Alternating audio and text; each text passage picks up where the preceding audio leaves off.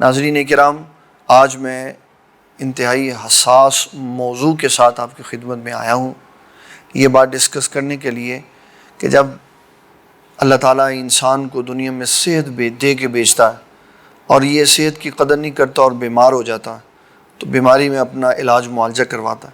لیکن کبھی کبھی ملکوں میں، قوموں میں ایسا بھی ہوتا ہے کہ کوئی امراض پھیل جاتے ہیں، ملکی بیماریاں آ جاتی ہیں، عالمگیر بیماری آ جاتی ہے، جس طرح بھی ہمارے ملک میں کرونا آیا ہوا. تو اس معاملے میں عقیدہ اسلام کیا ہے کہ کیا کوئی بیماری متعدی ہوتی ہے جو ایک بندے سے دوسرے کو لگ گئی؟ اس کے اوپر ایک حدیث شریف ہے جو عقیدے کی مضبوطی کے لیے بڑی پختہ کار ہے.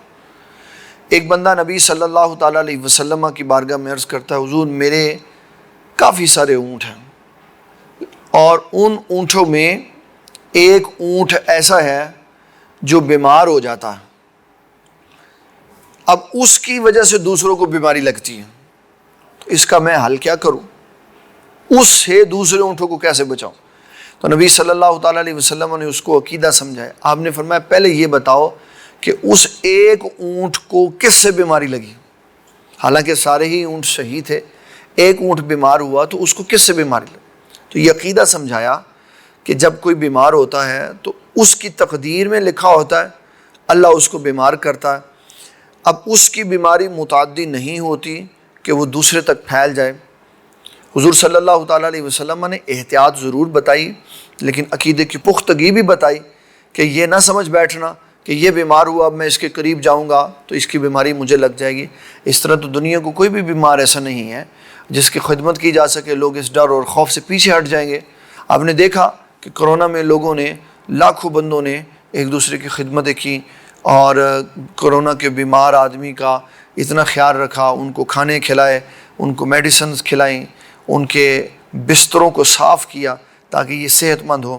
تو یہ وہ سارے ایلیمنٹس ہیں جس کی وجہ سے یہ پتہ چلتا ہے کہ بیماری ایک بندے سے اچھل کے دوسرے بندے میں نہیں چلی جاتی، بیماری ایک بستر سے دوسرے انسان کو نہیں لگ جاتی، بلکہ حضور پاک صلی اللہ علیہ وسلم فرماتے لا عدوى ولا سفر ولا حامۃ، فرمایا یہ بیماریاں ایک دوسرے سے نہیں لگتی بلکہ جس کے مقدر میں اللہ تعالیٰ نے بیماری لکھی ہوتی ہے بیماری اس کو لگتی. اس سلسلہ میں ایک احتیاط والی حدیث موجود ہے جو میں آپ کے سامنے رکھوں گا تاکہ عقیدہ بھی میں نے واضح کر دیا اور احتیاط بھی میں بتا دوں.